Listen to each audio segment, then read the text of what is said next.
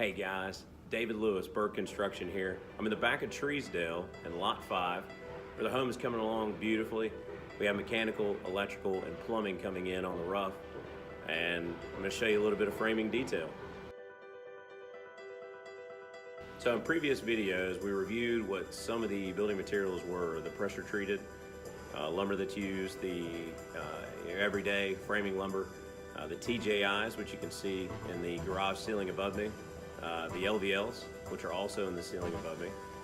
And I'm going to take you around, show you the details of how they're used, why they're used, and hopefully you pick up something that you can use in your own home or you can use in the next home you're building. So I'm in the garage of lot number 5, and as you can see, we've filled and have compacted this garage.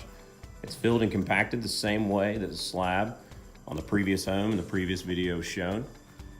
Here you can see the TJIs are actually framed and installed 16 inches on center.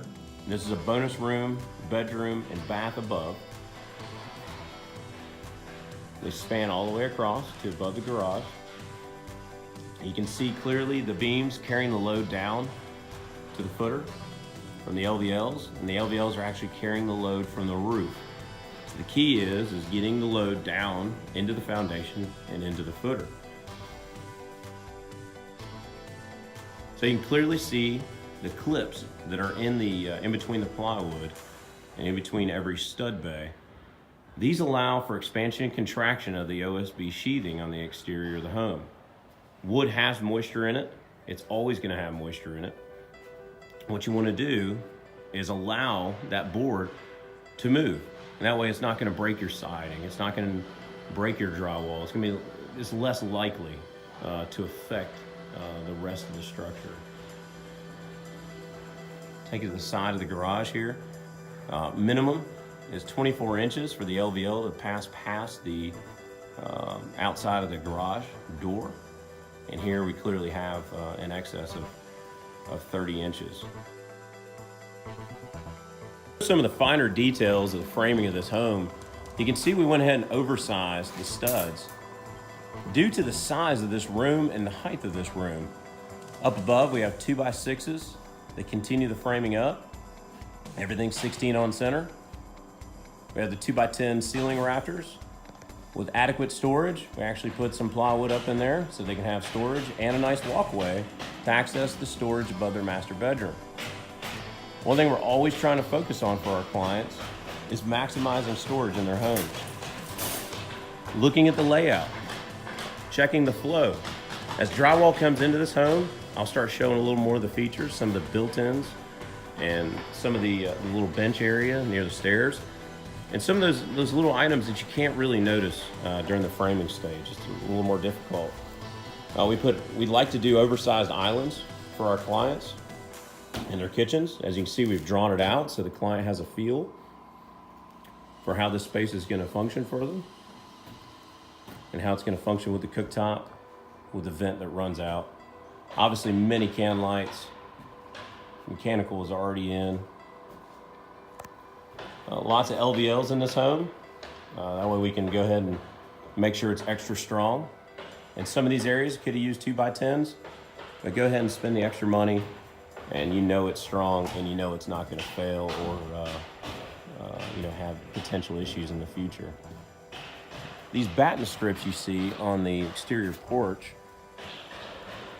this is so that we can control the direction of how this one's going to be a vinyl ceiling is ran. That way the grain of the vinyl ceiling makes sense with how the porch is laid out. You can see those are installed there. All 16 with the ceiling joist 16 on center as well.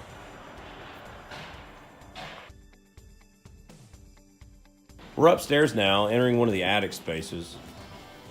We worked with our mechanical contractor to make sure the unit is tucked off to the side as best as possible. It can easily be serviced, but it's also not taking up the storage space for our clients.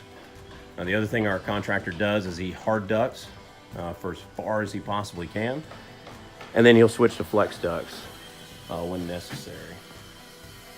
So you can see the chimney flue is framed coming out the top of the home here. You Continued everything 16 on center. Another unit up top with a nice staircase we had our guys frame for access for servicing and making sure that unit's in good working shape, working condition. One thing you hear me say a lot is 16 inches on center.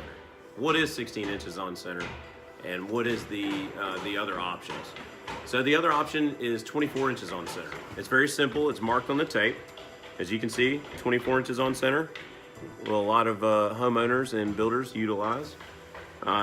Berg-built homes, we utilize 16 inches on center. As previously covered, the TJIs, sometimes they are installed at 19, just depending on the situation and the load coming from above. This particular home, due to the bonus room, they are 16 inches.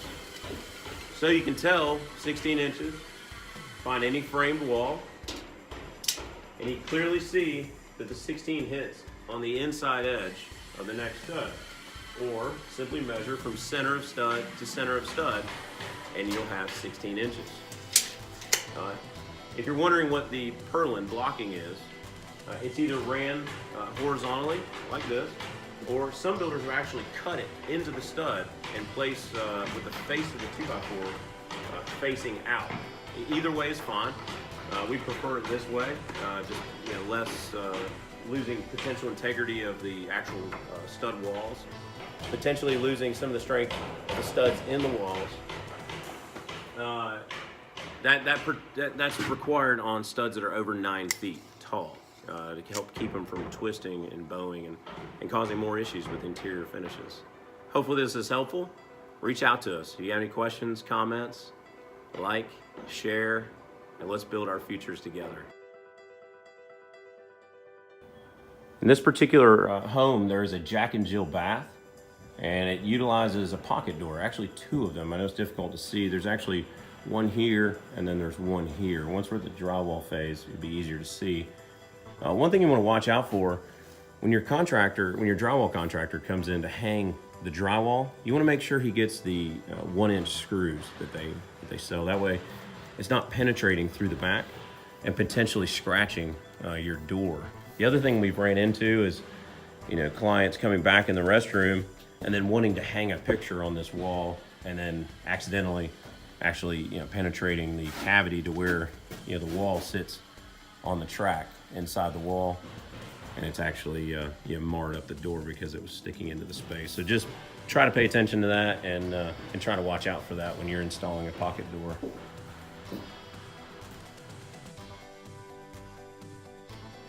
So on the exterior of all of our homes, they get wrapped with a house wrap. Now there is a upgraded situation that we do provide where the client can go to a Tyvek home wrap, which is a gas permeable product that I can explain in a later video to better understand that. But this is actually, it's not a waterproof barrier, it's a water resistant barrier.